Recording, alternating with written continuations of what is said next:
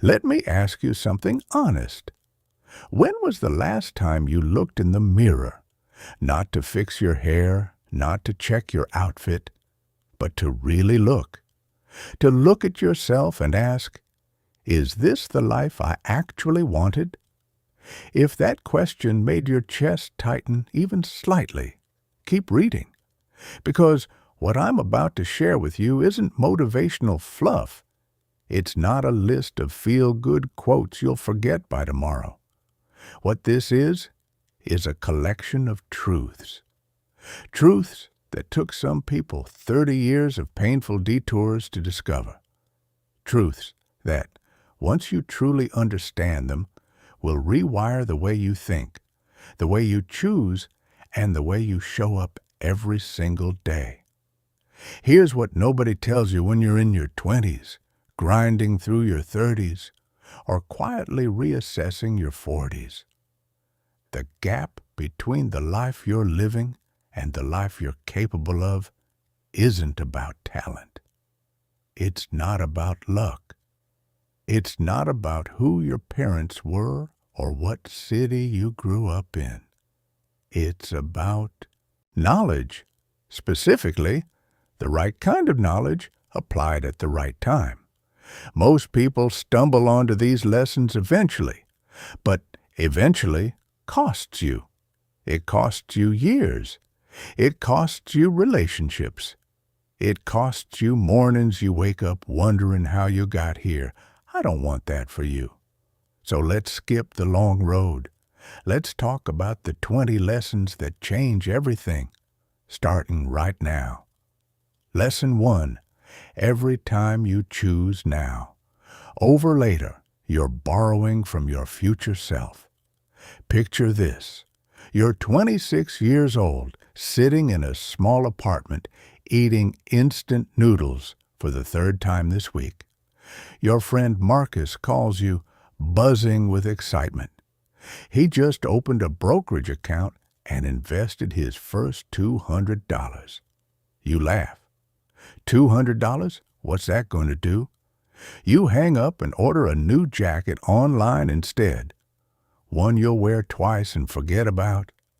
Fast forward 15 years. Marcus isn't rich in the flashy Instagram sense, but he's free.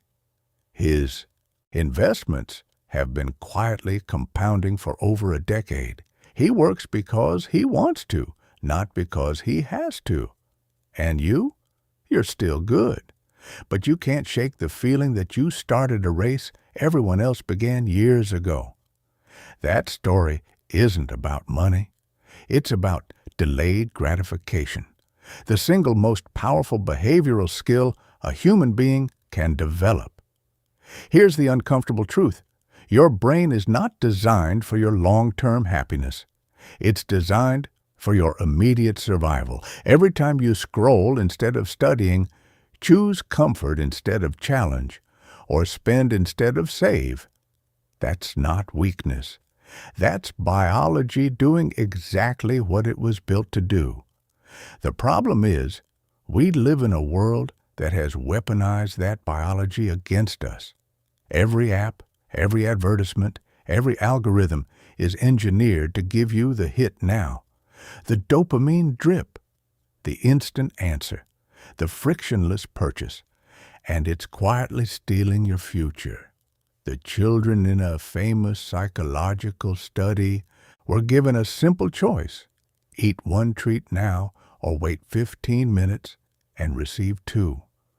What seemed like a simple test of patience turned out to be a window into their entire lives. The children who waited didn't just get better grades or healthier bodies. They built better relationships, handled stress more gracefully, and reported feeling more satisfied with their lives decades later. But here's what that study really revealed, and most people miss this part. The children who successfully waited weren't using more willpower. They were using smarter strategies. They sang songs. They looked away. They told themselves stories about the future. They made waiting feel like something other than suffering. That's what this lesson is really about. Not gritting your teeth through discomfort. It's about learning to fall in love with the long game. Try this. The next time you're about to make an impulsive decision, whether it's buying something, eating something, or saying something you might regret, ask yourself 3 questions. How will I feel about this in 10 minutes? In 10 months? In 10 years? That 3-part pause is enough to shift your brain from reactive mode to reflective mode. It's enough to change the whole direction of a moment, and those moments add up. They become months. They become years. They become you, the version of you who waited, who chose the harder thing, who invested instead of spent. That person is still available to you. They're just waiting on the other side of one decision. Start there. Lesson 2. The voice inside your head is not always your friend, but it can be. There's a conversation happening inside you right now. There's one happening as you read these words, one that was happening before you woke up this morning, and one that will continue long after you put this down. It's your internal dialogue, and for most people, it is relentlessly unkind. I want you to try something for just one day, not a week, not a month, just one single day. Pay close attention to how you speak to yourself. The things you say when you make a mistake. The things you say when you look in the mirror. The things you say when someone doesn't respond the way you hoped. Most people, when they actually do this exercise, are stunned. They realize their inner voice sounds nothing like a supportive coach or a loving friend. It sounds like a prosecutor, one who has already decided the verdict. You're not smart enough. You always do this. Why do you even try? Everyone else has it figured out. What's wrong with you? You would never speak to someone you love that way.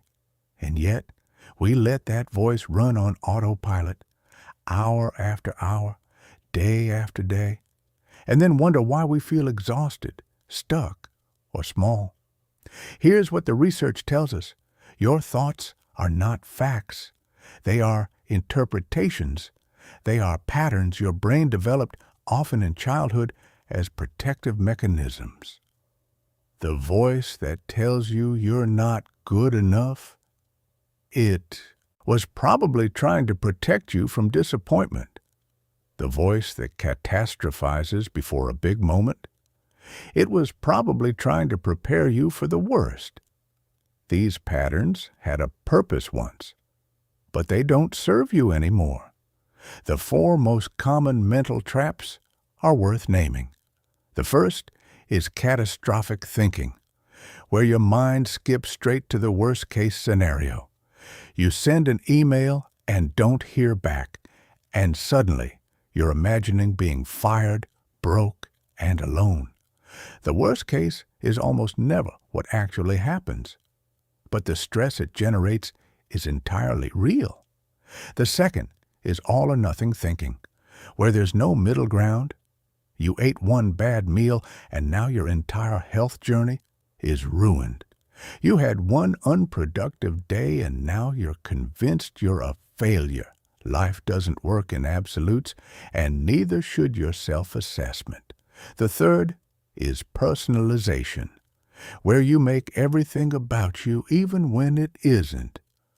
Someone seems distant, and you assume you did something wrong. A project falls through, and you take it entirely personally. The truth is, most people are far too preoccupied with their own lives to spend much time thinking about yours. The fourth is mind reading, assuming you know what others think of you. You walk into a room and someone doesn't smile, so you conclude They dislike you.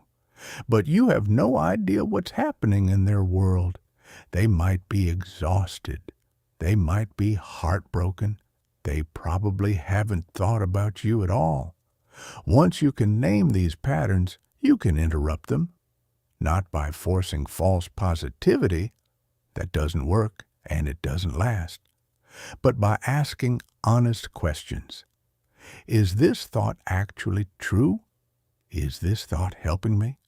What would I tell my closest friend if they were thinking this? That last one is powerful. Most of us extend grace to the people we love that we flatly refuse to extend to ourselves. The work here is simple, but not easy.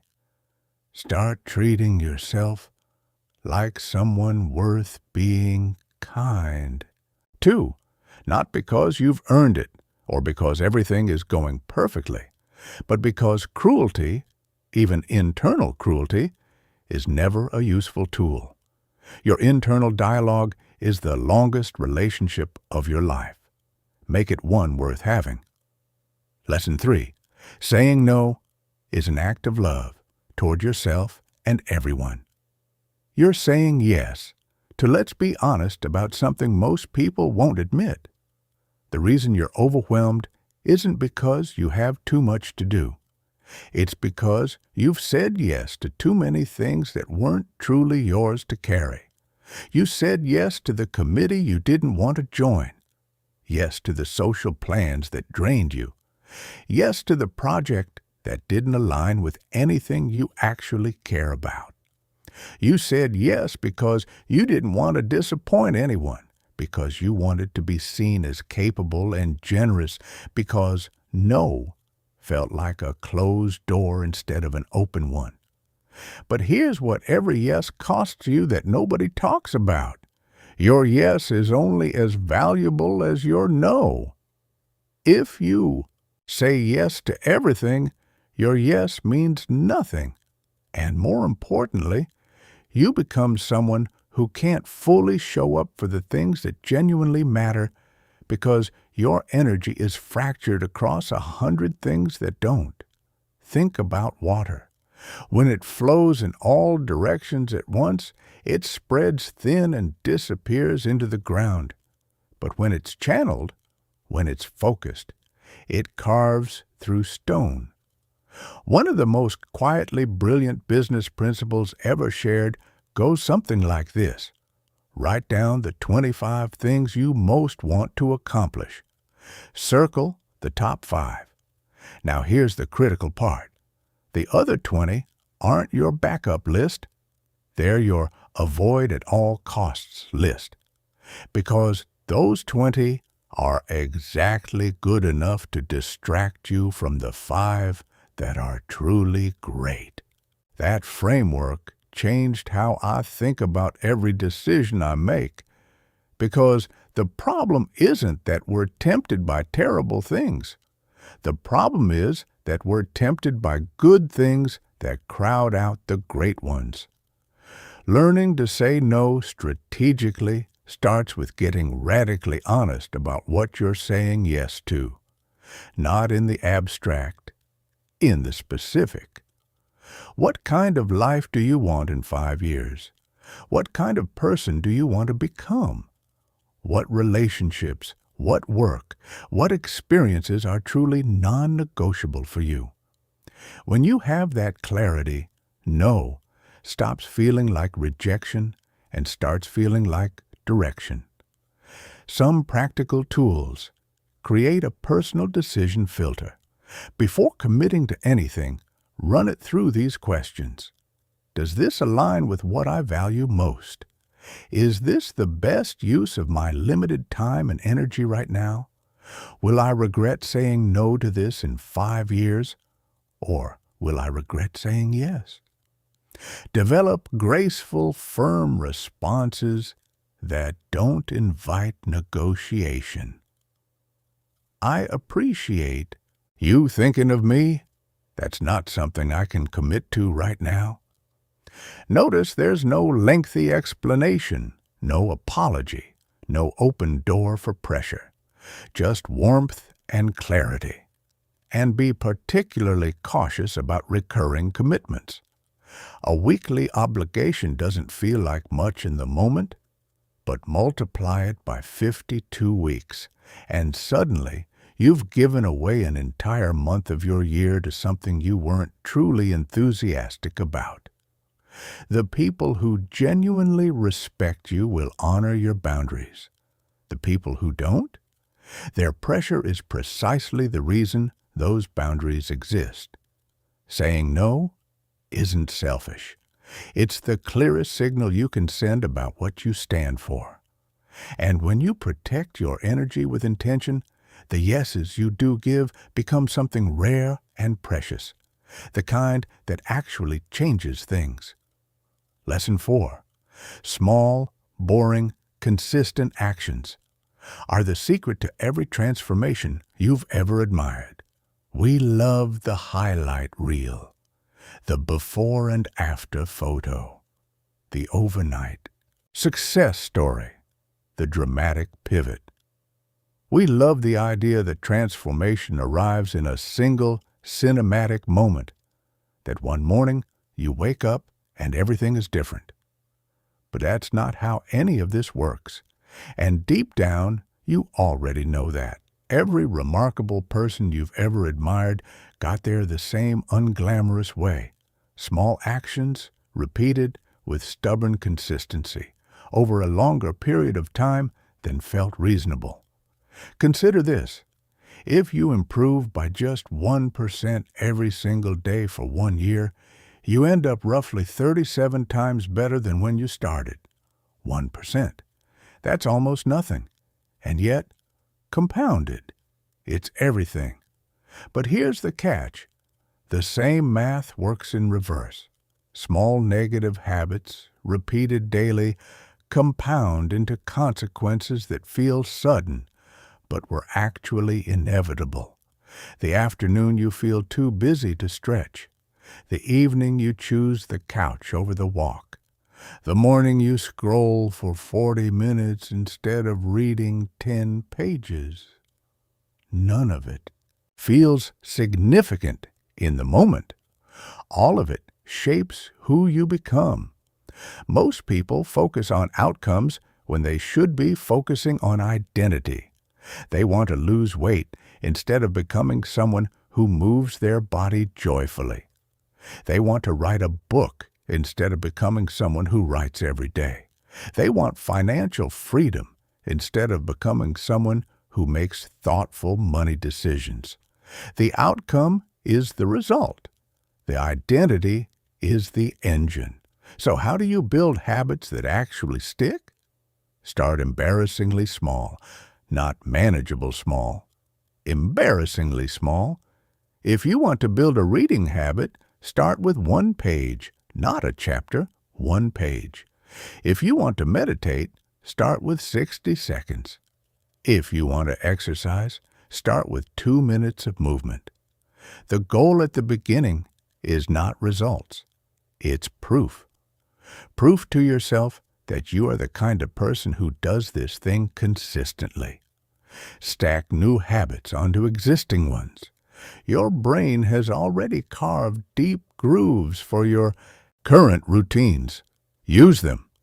After I make my morning coffee, I will write for 3 minutes. After I sit down at my desk, I will identify my 3 most important tasks. After I brush my teeth at night, I will read 1 page. The trigger already exists. You're just attaching something new to it. Design your environment before you rely on your willpower.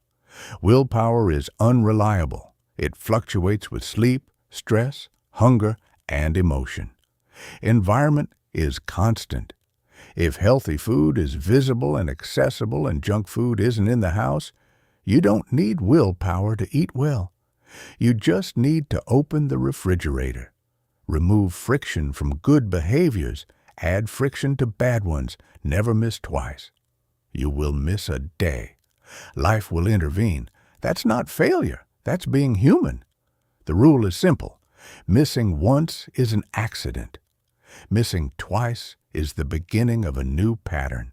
When you miss, Your only job is to return as quickly as possible, not with guilt, not with a big dramatic restart. Just quietly, gently, return.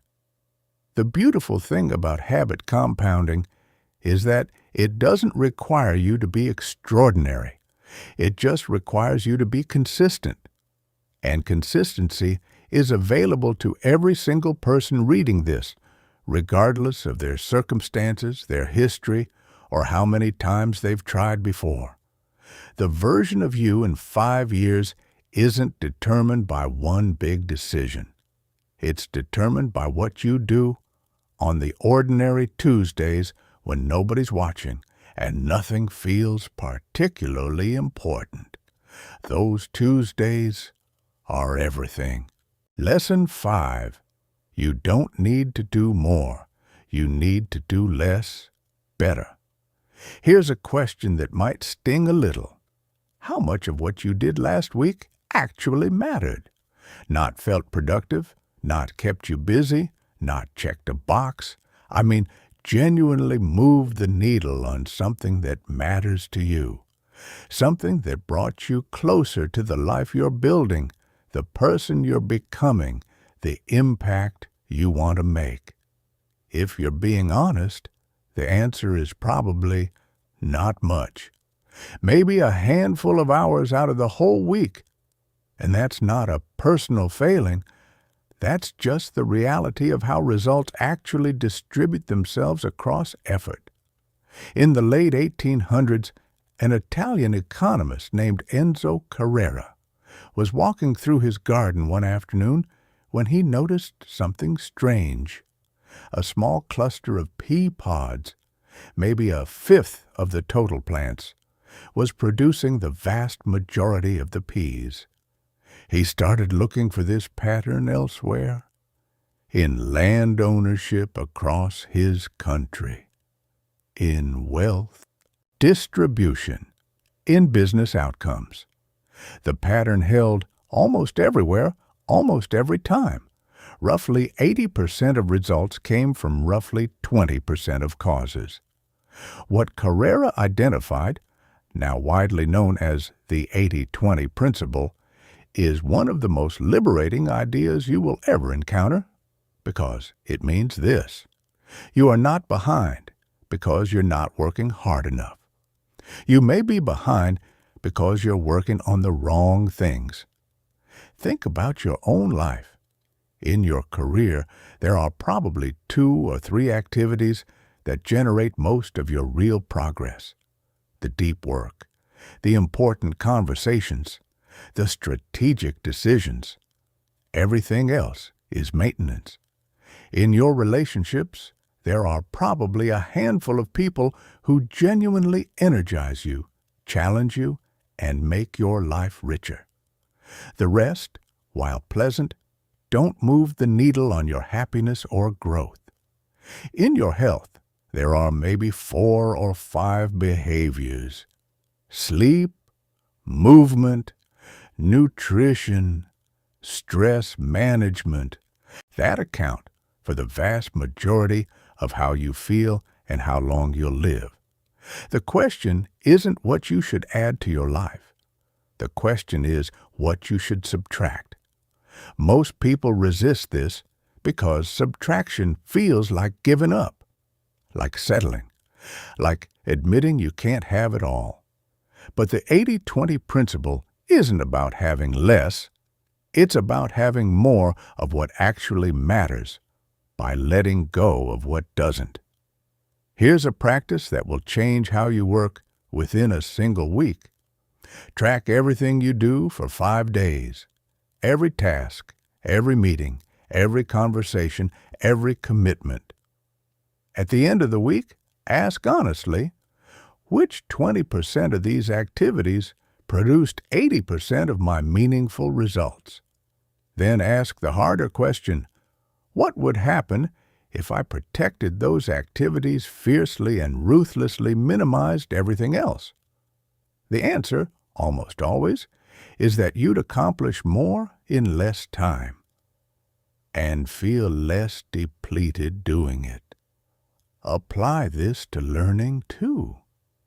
If you're trying to develop a new skill, you don't need to master every corner of it to become highly competent.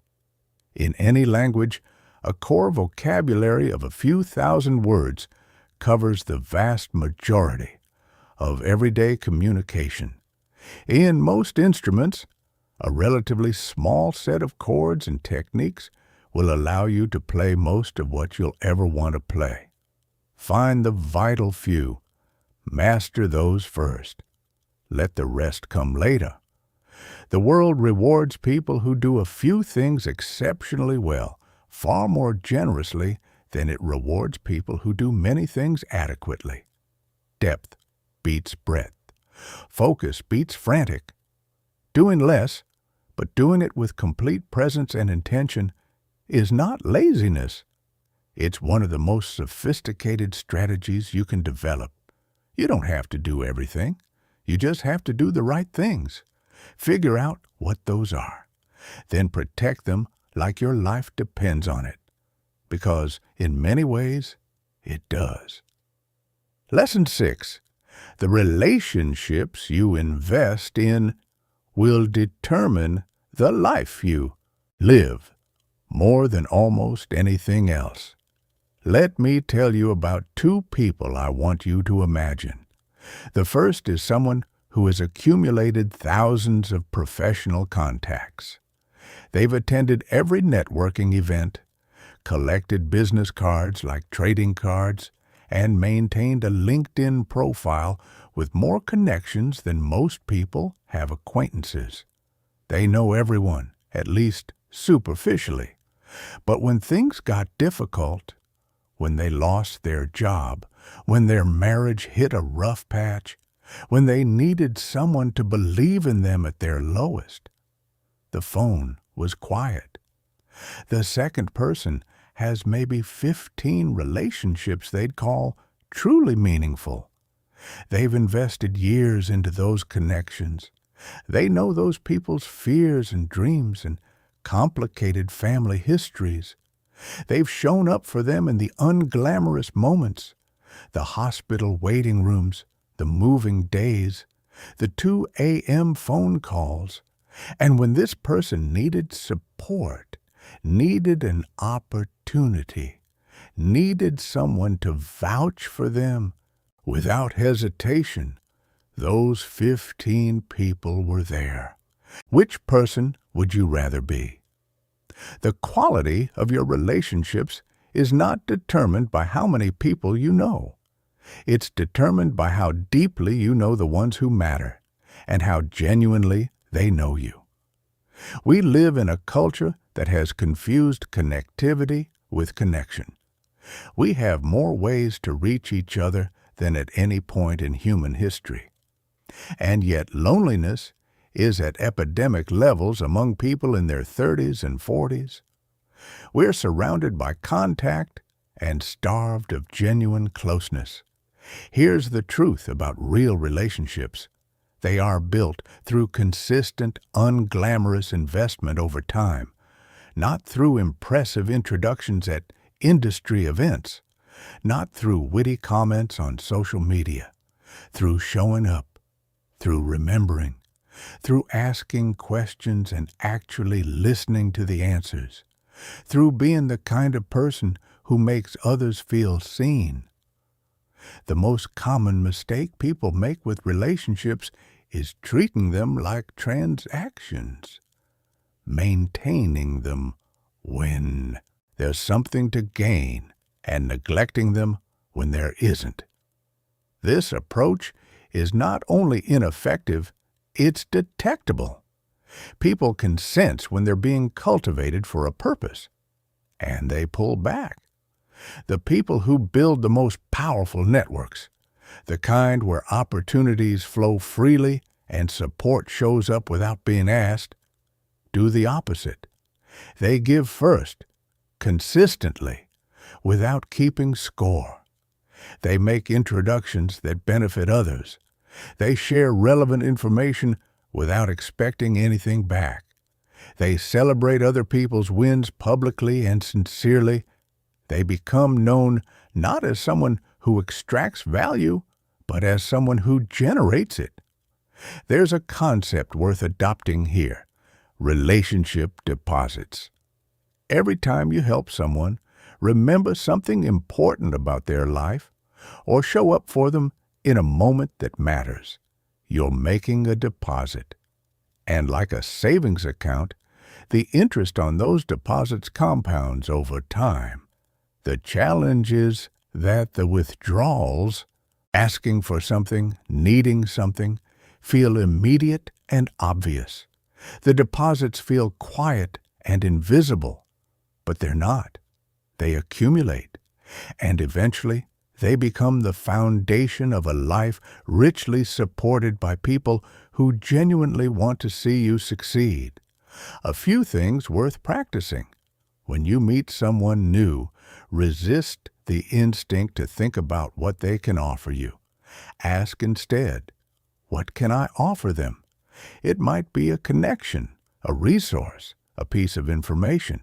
Sometimes it's just full attention and genuine curiosity. That alone is rarer and more valuable than most people realize. Stay in touch between the moments you need something. Send a message when you read something that reminded you of someone. Acknowledge people's milestones. Remember the things they told you they were nervous about, and follow up. These small acts of attention cost almost nothing and mean almost everything.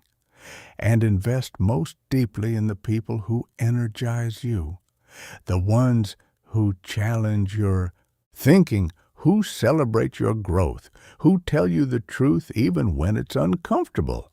Those relationships are the ones that will shape who you become. Choose them carefully, nurture them consistently. They are not a luxury. They are the architecture of a good life. Lesson 7. Your emotional intelligence is worth more than your IQ, your resume, and possibly your degree. I want to tell you about two colleagues who started the same job on the same day.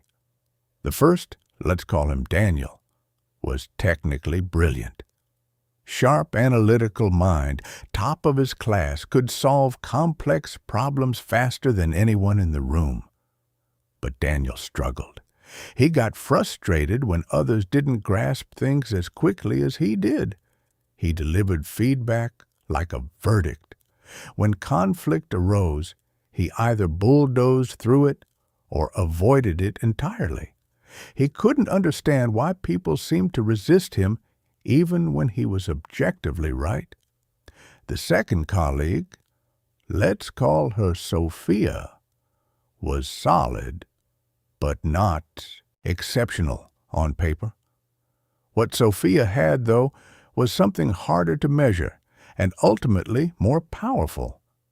She could walk into a tense meeting and feel the emotional undercurrents before a word was spoken.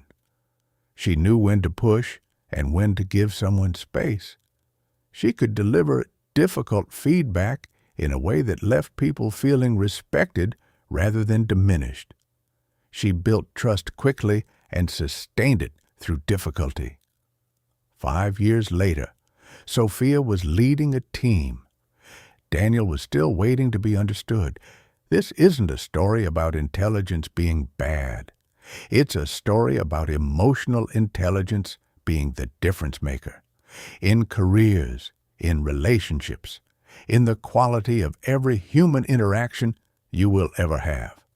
Emotional intelligence, at its core, is 4 things: the ability to understand what you're feeling and why, the ability to manage those feelings rather than being hijacked by them, the ability to read the emotional landscape around you, and the ability to respond to others in ways that build trust and move things forward. Most of us were never taught these skills systematically. We learned academic subjects. We learned technical skills. But how to navigate our own inner world, how to read a room, how to repair a relationship after a rupture, These things were left largely to chance. Let's start with self-awareness, because it's the foundation everything else rests on. Self-awareness is simply the ability to notice what you're feeling in real time and to understand how those feelings are influencing your behavior. This sounds straightforward. It isn't.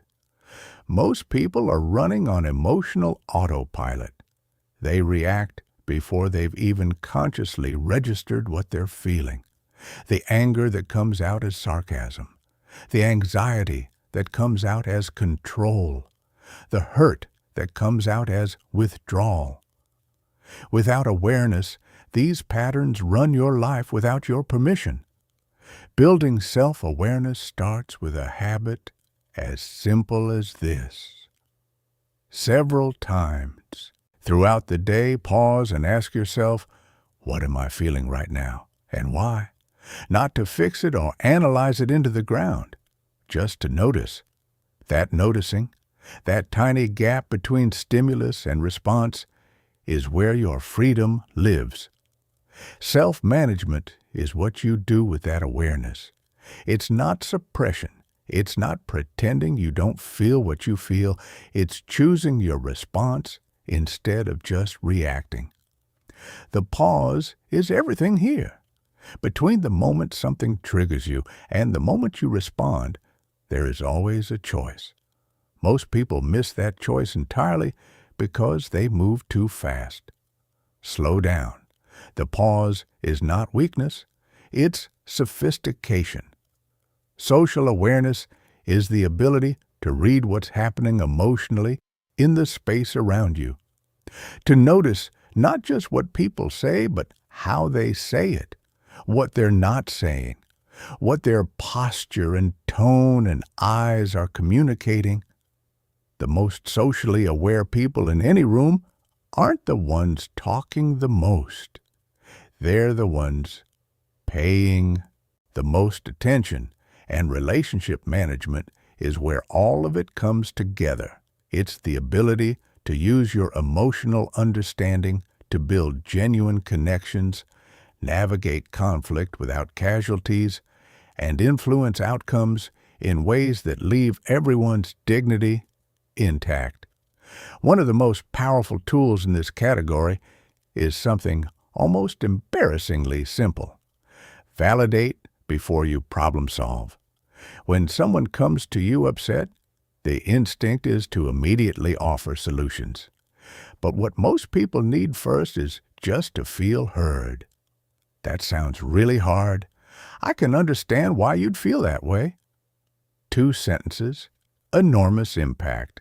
Once someone feels understood, they become dramatically more open to everything else. Here's the thing about emotional intelligence that I find most hopeful. Unlike IQ, it's not fixed. It grows with practice. Every conversation you have is a training ground. Every moment of conflict is an opportunity. Every time you choose the pause over the reaction, the curiosity over the defensiveness, the empathy over the judgment, you are building a skill that will serve you in every room you ever enter for the rest of your life. In a world where more and more technical tasks are being automated, the human skills, the ability to connect, to inspire, to understand, to repair, become exponentially more valuable. Your emotional intelligence isn't soft. It's your sharpest edge. Lesson 8. The people who build the best lives. Think in decades, not days.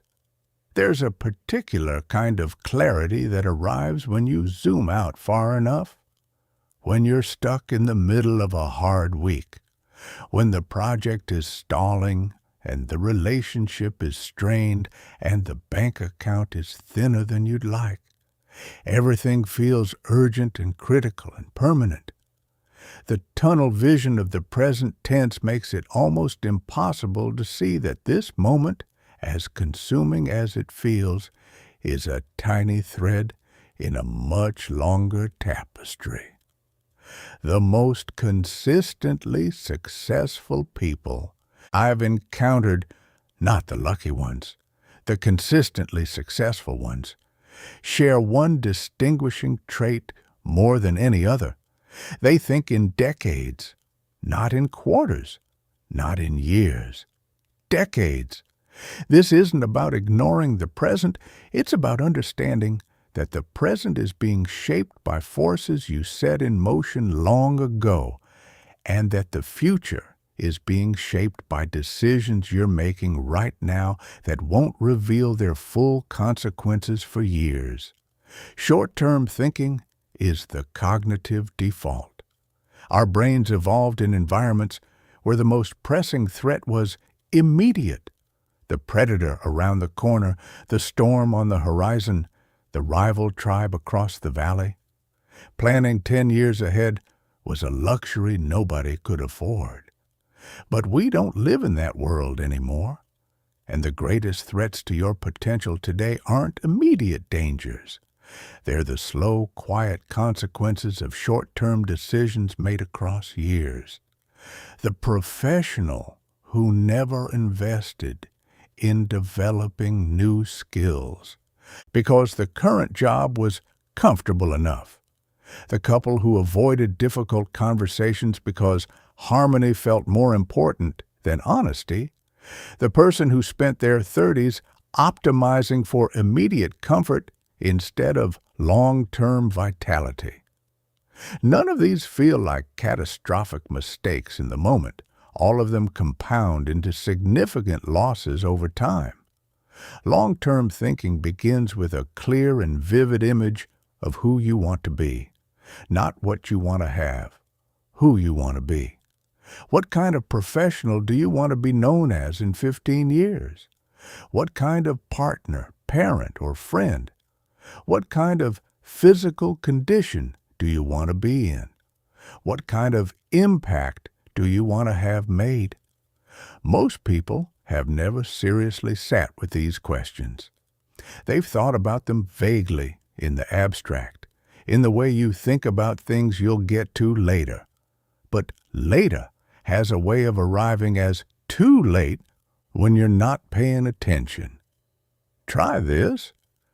Write a detailed letter from yourself, 20 years from now, looking back at this period of your life. What decisions will that future version of you be grateful you made? What habits will they thank you for starting? What relationships will they be glad you invested in? What short-term discomforts will they appreciate that you endured? Read that letter. Feel it. Then let it inform what you do today. Long-term thinking also fundamentally changes your relationship with failure and setbacks. When you're living in the short term, every obstacle feels potentially fatal. It threatens your immediate goals, your current momentum, your sense of forward progress. But when you're playing a decades-long game, setbacks become something different. They become data points, course corrections, proof that you're attempting something worth attempting. Short-term thinkers avoid risk because they can't afford to be wrong. Long-term thinkers can take calculated risks because they have time. Time to learn, time to adjust, time to try again. This is one of the most underappreciated advantages of developing a genuinely long-time horizon. It makes you braver. It also makes you more patient. And patience, real patience, the kind that trusts the process even when results aren't visible yet, might be the most undervalued quality of our time. In a world built for instant everything, the person who can wait with purpose and work with consistency has an advantage so significant it's almost unfair. Think in decades, work in days, and let the gap between those two scales be the engine of everything you build. Lesson 9. Failure isn't the opposite of success. It's the raw material of IT. I want you to think about the last time you failed at something. Not a small inconvenience, a real failure. The kind that made your stomach drop, that kept you awake at 3 a.m., replaying every decision that led to that moment, that made you question whether you were capable of what you thought you were capable of. Now, I want you to ask yourself something. What did you do with it? Did you sit with the discomfort long enough to extract what it was trying to teach you? Or did you move on as quickly as possible, burying it under busyness, rationalizing it away, or quietly deciding that maybe that particular dream wasn't worth pursuing after all? Most of us were taught, in ways both explicit and subtle, that failure is something to be ashamed of, a sign of inadequacy, evidence that you reached too far, tried too hard, or simply weren't good enough. Schools graded us on correctness and penalized mistakes. Social media trained us to curate only our wins. And somewhere along the way, many of us developed a deep, reflexive fear of being wrong, a fear so powerful that it quietly began shrinking the size of what we were willing to attempt. But here's what I know to be true, not as a motivational platitude, but as a practical observation. Every person whose life you've genuinely admired has a failure story that would make yours feel modest by comparison. And almost without exception, that failure wasn't a detour from their success. It was the direct path to it. Think about how a child learns to walk, falls down, gets up, falls again, adjusts, falls differently, gets up again. No child in the history of human development has ever responded to falling by sitting down and concluding they're not a walking person. They don't interpret the fall as a verdict. They interpret it as information. That didn't work. Let me try something slightly different. Somewhere between childhood and adulthood, we lose that instinct. We start treating failure as a final judgment rather than an interim update. We start saying, "I'm not good at this," instead of, "I haven't figured this out yet."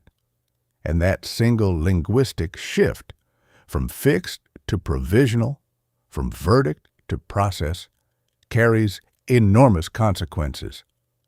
Consider the world of entrepreneurship, where failure rates are notoriously high and the most successful founders have often failed more spectacularly than their less successful counterparts. A well-known technology company launched a smartphone that became one of the most cited product failures in modern business history. Hundreds of millions of dollars, significant public embarrassment, a very visible miss. And yet, the data gathered from that failure about customer behavior, about software integration, about what users actually wanted versus what the company assumed they wanted, directly informed the cloud computing and streaming services that now generate billions in revenue annually. The failure wasn't the opposite of the success. It was the tuition. There's a framework worth adopting here, 3 words that reframe the entire relationship: fail fast, fail cheap, fail forward. Fail fast means designing your experiments to generate feedback quickly rather than investing years into an approach before discovering it doesn't work.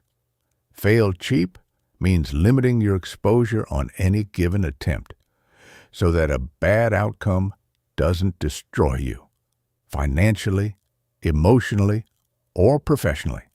And fail forward means extracting the maximum possible learning from every setback, so that each failure increases the probability of future success. This approach requires one foundational shift. separating your identity from your results. Your worth as a human being is not determined by whether a particular project succeeded. Your intelligence is not measured by whether your first attempt worked perfectly. You are not your outcomes. You are the person who chooses what to do with them. Practice that makes this concrete. After any significant setback, a project that didn't land, a relationship that ended, a goal that wasn't reached, sit down and write what I call a learning debrief. Not a self-criticism session, a genuine inquiry. What actually happened? What worked, even partially? What didn't, and why? What would I do differently with the knowledge I have now? What did this experience reveal about my assumptions, my approach, or my preparation? This process transforms failure from something you endure into something you use. It turns an ending into a data point. And over time, as your collection of learning debriefs grows, you begin to see patterns, recurring blind spots, consistent strengths, specific conditions under which you thrive or struggle. That self-knowledge is worth more than almost any credential you could acquire. There's one more thing worth saying about failure, and it's perhaps the most important. Your biggest breakthroughs will almost always be preceded by your most discouraging setbacks. Not occasionally, almost always. The research on this is consistent, and the biographical evidence is overwhelming. The breakthrough doesn't arrive despite the difficulty. It arrives through it. The people who quit just before the breakthrough, and there are many, don't quit because they lacked talent. They quit because they interpreted the darkness as an ending rather than as the final test before the door opens. Don't be one of those people. When everything feels hardest, stay curious instead of defensive. Stay humble instead of defeated. Ask what this moment is trying to teach you. Failure is data. Expensive, uncomfortable, sometimes humiliating data. But data, nonetheless. And in the right hands, your hands, it is the most reliable raw material for building something extraordinary. Lesson 10. Stop setting goals. Start building systems. I know that sounds like heresy. We've been told our entire lives to set goals. Write them down. Make them specific. Make them measurable. Visualize them. Affirm them. Pursue them. And I'm not saying goals are worthless. I'm saying they're incomplete. And that our collective obsession with goals at the expense of the systems that actually produce results is one of the most common reasons genuinely capable people stay stuck. Here's the problem with goals as the primary focus. They create what I think of as the arrival trap. You tell yourself that success is a destination, that you'll feel fulfilled, capable, and satisfied when you reach the goal. But when you arrive, if you arrive, one of two things typically happens. Either the achievement feels hollow because the anticipation was richer than the reality, or you immediately set a new goal and the dissatisfaction resets, leaving you perpetually chasing a moving horizon. Neither outcome is what you are actually after. Systems solve this problem at the root. A system is not a destination. It's a practice. It's the daily process that, followed consistently over time, produces the outcome you're working toward as a natural byproduct. And crucially, it allows you to find satisfaction in the present, not in some imagined future moment of arrival. Let me make this concrete. Imagine two people who want to improve their physical health. The first frames it as a goal. I want to lose 25 pounds by summer. The second frames it as a system. I want to become someone who moves their body every day and eats food that nourishes them. The first person is miserable until they hit the number, and statistically likely to gain the weight back once they do, because the goal was about the outcome, not the identity. The second person has changed something deeper. They've changed who they understand themselves to be. The results follow naturally, and they persist because they're attached to an identity rather than a deadline. This distinction between outcome-based thinking and identity-based thinking is one of the most powerful reframes available to you. Instead of asking, "What do I want to achieve?" start asking, "Who do I want to become?" And then ask, "What would that person do today?" A runner runs, even on days when motivation is low. A writer writes, even when the words feel resistant. A healthy person makes thoughtful food choices, even when the easier option is right there. The behavior flows from the identity, and the identity is reinforced by each behavior. It's a loop, and once it's spinning in the right direction, it becomes almost self-sustaining. Here's how to build systems that actually hold over time. Design for your worst day, not your best. Most people design their habits and routines for the version of themselves that's rested, motivated, and free of obligations. But your worst days are when your systems matter most. Ask yourself, what is the minimum viable version of this practice that I can maintain even when life is hard? That minimum becomes your floor. On good days, you exceed it. On hard days, you hit it. But you never break the chain entirely. Remove the decision entirely where possible. Every time you have to decide whether to do something, you're burning mental energy and creating an opening for resistance. The goal is to make your systems automatic, triggered by time, location, or a preceding action, rather than by a fresh decision each day. You don't decide to brush your teeth each morning. You just do it because it's embedded in a sequence. Build your important practices the same way. Track consistency, not just outcomes. Outcomes are lagging indicators. They show up long after the behaviors that produce them. Consistency is a leading indicator. It tells you right now whether you're building the foundation for future results. Mark a calendar. Use a simple tracker. Move a coin from one jar to another. Make your consistency visible, because what you can see, you can maintain. Build systems that compound together. The most powerful systems are the ones that reinforce each other. Exercise improves sleep. Better sleep improves focus. Better focus improves the quality of your work. Better work improves your confidence. Confidence improves your willingness to take risks.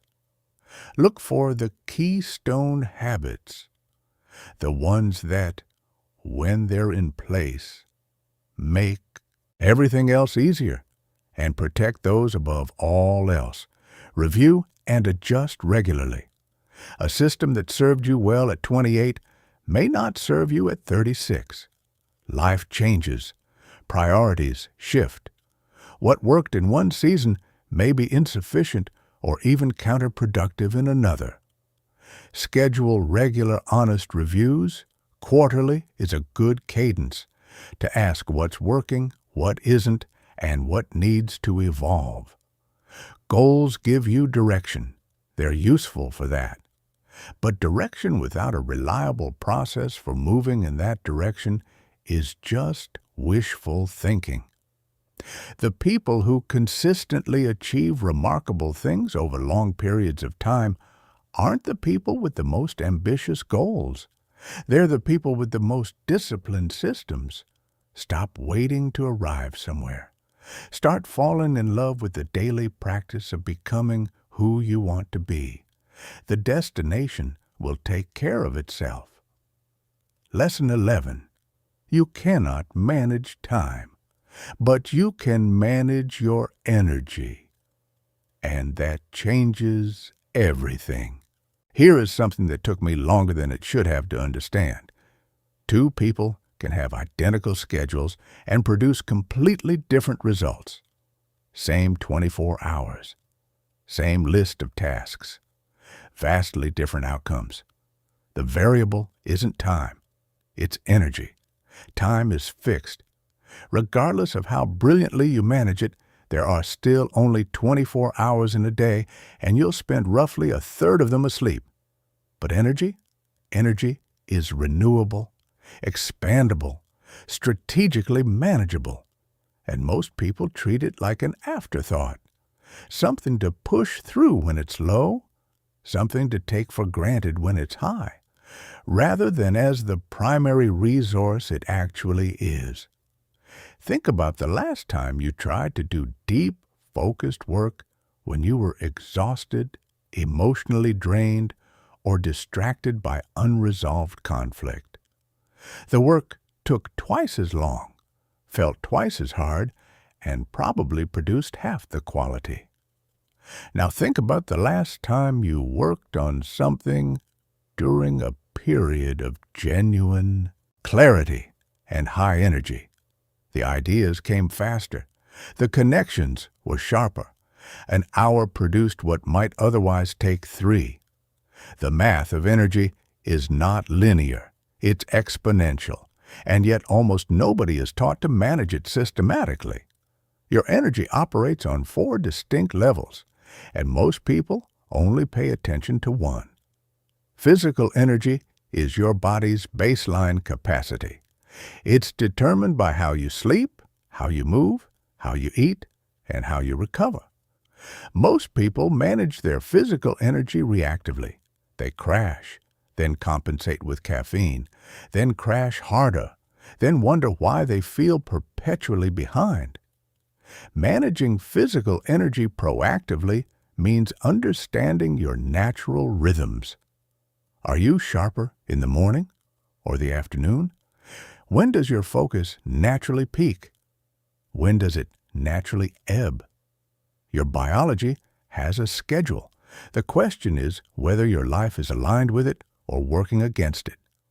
Mental energy is your brain's capacity for focused attention and complex thinking. It's a finite daily resource, and it gets depleted by something most people never consider: decisions. Every choice you make, from what to eat for breakfast to how to respond to an email, draws from the same cognitive account. This is why many high-performing people deliberately reduce the number of trivial decisions in their lives. Same breakfast, same morning routine, same clothing system, not because they lack creativity or personality, but because they've learned to reserve their mental energy for the decisions that actually matter. Emotional energy is perhaps the most underestimated dimension. Your emotional state is not just a background feeling. It directly shapes the quality of your thinking, the effectiveness of your communication, and your resilience under pressure.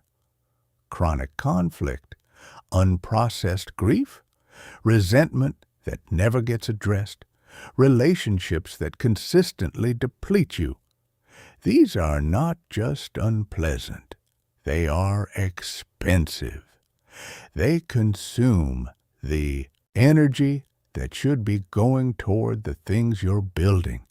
And purposeful energy, the energy that comes from knowing that what you're doing matters, is what allows people to sustain effort through conditions that would break anyone operating purely on willpower. It's the difference between someone who can work long hours on a project they're genuinely invested in versus someone grinding through tasks they feel no connection to. When your work aligns with your values and your sense of meaning, you generate energy from doing it rather than simply spending it. So what does energy management actually look like in practice? Start with an honest audit. For 1 week, track your energy levels at 3 points each day: morning, midday, and evening, on a simple scale. Note what activities, people, and environments consistently raise your energy and which ones consistently drain it. Most people have never done this deliberately, and the patterns that emerge are often surprising and immediately actionable. Then restructure your days accordingly. Your highest energy windows, whenever they occur, should be protected for your most important, most cognitively demanding work. Meetings, administrative tasks, and routine communications belong in your lower energy windows. This single restructuring for most people produces an immediate and significant improvement in both output and satisfaction. Create genuine recovery rituals, not collapse, but intentional restoration.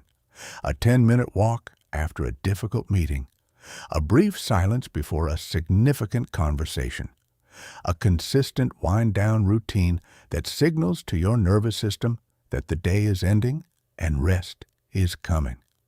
Recovery is not a reward for working hard. It's a prerequisite for working well. And learn to recognize and protect yourself from the things that drain your energy disproportionately. The conversations that leave you feeling hollow. The commitments you agreed to out of obligation rather than genuine desire. The information environments, certain news feeds, certain social media accounts, certain group dynamics that reliably generate anxiety or comparison without providing any genuine value. You cannot add hours to your day, but you can dramatically change what those hours feel like and what they produce. Manage your energy with the same seriousness you bring to managing your schedule, and watch what becomes possible. Lesson 12. Clear communication is the skill that unlocks every other skill. Everything you want in life, every goal, every relationship, every opportunity, will require you to communicate effectively with another human being. Everything. The promotion goes to the person who can articulate their ideas clearly, not just the person who has the best ideas. The relationship deepens when both people can express what they actually feel and need, not just when both people feel things deeply. The negotiation succeeds when someone can convey value persuasively, not just when the value is genuinely there. Communication is the medium through which everything else moves. And yet, most of us received almost no systematic training in how to do it well. The most common and costly communication mistake is assuming clarity you haven't actually created. You spoke. You said words. Therefore, surely, the other person understood. But understanding is not just reception. It's interpretation. And interpretation is filtered through the listener's experiences, assumptions, fears, and current emotional state. What you intended to convey and what was actually received can be strikingly different. And without feedback, you may never know the gap exists until you're dealing with its consequences. Master communicators don't leave this to chance. They build clarity deliberately. The foundation is clear thinking before clear speaking. Before you open your mouth, or type a message, or walk into a room to deliver news, ask yourself 2 questions. What exactly am I trying to communicate? And what do I want the other person to understand, feel, or do as a result? Most people start communicating before they've answered either question. They figure out what they're trying to say in the act of saying it, which produces rambling, confusion, and missed opportunities. Lead with your point. In almost every communication context, the most effective structure is the same. Conclusion first, supporting detail after. Most people do the opposite. They build up context, provide background, walk through their reasoning, and by the time they arrive at the actual point, they've lost their audience. State what you need the other person to know first, then give them the context that supports it. Be specific rather than general. Specific language creates clarity, accountability, and trust. Vague language creates ambiguity, confusion, and the silent resentment that builds when people feel like they never quite know where they stand. "I'll follow up soon" creates anxiety. "I'll send you my decision by Thursday afternoon" creates confidence. "We need to improve performance" raises blood pressure. "We need to increase revenue by 12% in the next 2 quarters" gives people something to work toward. Listen more than you speak. This is the most consistently undervalued communication skill, and the one that, when genuinely practiced, produces the most dramatic improvement in the quality of your relationships and your influence. Most people in conversation are not really listening. They're waiting. They're formulating their response while the other person is still talking, which means they're catching maybe 60% of what's actually being said and missing almost all of the emotional subtext. Real listening is an act of generosity. It communicates, "You matter enough that I'm giving you my complete, undivided attention." People feel this, and they respond to it with openness, trust, and a far greater willingness to hear what you have to say in return. Adapt to your audience. The way you communicate should shift based on who you're communicating with. Some people need data and precision. Others need narrative and emotional resonance. Some want the full picture. Others need the headline. Reading which mode someone operates in and meeting them there is not manipulation. It's respect. It says, "I care more about being understood than about being consistent in my delivery style."